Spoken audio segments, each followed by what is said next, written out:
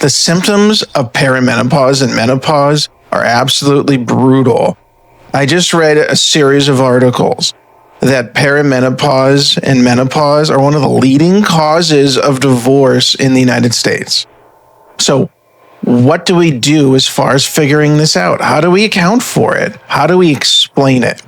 Well, let's take a relationship. Suppose that two people have been married for 30 years. This is a hypothetical example. Two people have been married for about 30 years. All of their assets are tied up together. One of the two parties has had primarily most of the work. These two people are now in their 50s. They already have kids that are over the age of 18. The kids have gone to college or otherwise moved out of the house. All of their affairs are completely sorted. And then life intervenes. They're now post-kids in the marriage. They're focused on careers. They have their own interests, their own friends, their own hobbies. And everybody's body goes through changes. As somebody reminded the writer in one of the articles, somebody wrote, well, menopause, you think that's bad. Why don't you take a look at men's erectile dysfunction? And I thought, wow, that's rude and that's inappropriate and impolite. And then I realized, well, maybe there's a correlation there. Because the idea behind menopause is that a woman is no longer being romantic with her husband. Whereas, number one, that is not necessarily true, as you can read on any message board, on Reddit, on Yahoo, anywhere else, in any journals, in anywhere like Facebook or even TikTok videos.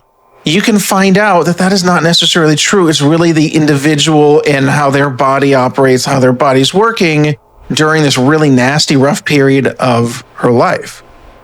So while there may be an equivalency there in what people think, roughly expect, that's not really the entire story. More likely, the story involves the woman is now going through some bodily changes, like you can read on WebMD or anywhere else. Hot flashes and weight fluctuations and mood swings and hormonal imbalances and appetite imbalances and all of these things, and even the early onset of things like osteoporosis. I mean, this is really unpleasant business. This is a medical transformation. And no, I'm not a doctor. My dad is one. My wife's dad was a doctor. Yes, we're doctor adjacent. I'm not a doctor. I don't play one in TV. And just things that I've read and information that I've acquired roughly. So I'm not giving medical advice, just if these are the symptoms that most people have according to journals and studies. And as a result, that can be very damaging. Somebody can have an awful lot of symptoms, and somebody else might not have those hot flashes, fevers, and chills, and appetite issues, and all the rest. It's quite possible that somebody has a relatively easy transition into menopause. However, when somebody does not, the question is your marriage strong? Does it influence the woman's attitude where she no longer is tolerant of her husband and the things he does? Maybe she can't be. Maybe those symptoms are so severe that she needs him to really step up his game. Or maybe for the husband, the relationship was insecure already and they didn't necessarily have plans of staying together already. And then those mood swings and those attitudes and those changes are too much for him. And does that make him some sort of a scoundrel or a person that abandons the marriage? No, this is life. Everybody's relationship is different. Everybody has different tolerances, different thresholds for these sort of things.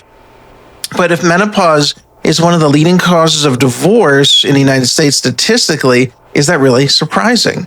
A major change happens through no fault of anyone's. That's totally natural, but it's a new phase of a relationship.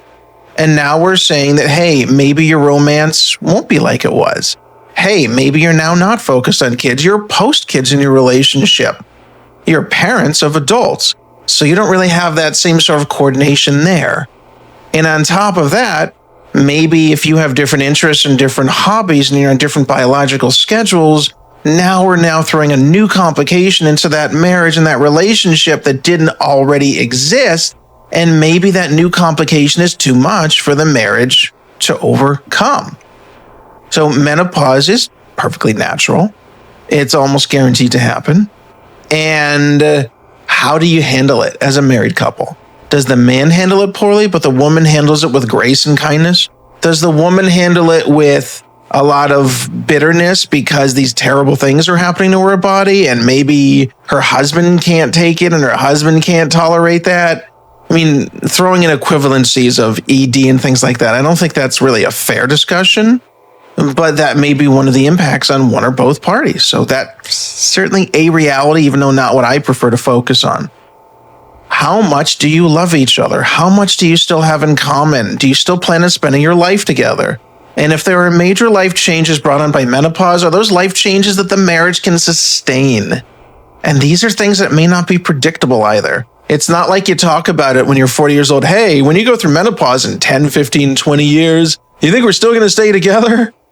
I don't think that many people have that conversation. You don't know what to expect. You don't know how it's going to impact you biologically, psychologically, with your relationship.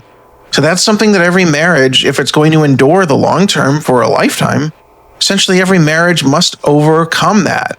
And so it's not a surprise that menopause is a leading cause of divorce. And that is not to cast aspersions on the man or the woman or say that relationships are inherently flawed, but this is a reality. And this is a challenge couples must face. And if you cannot face it and you cannot overcome it, then it only is natural that a divorce may result from it.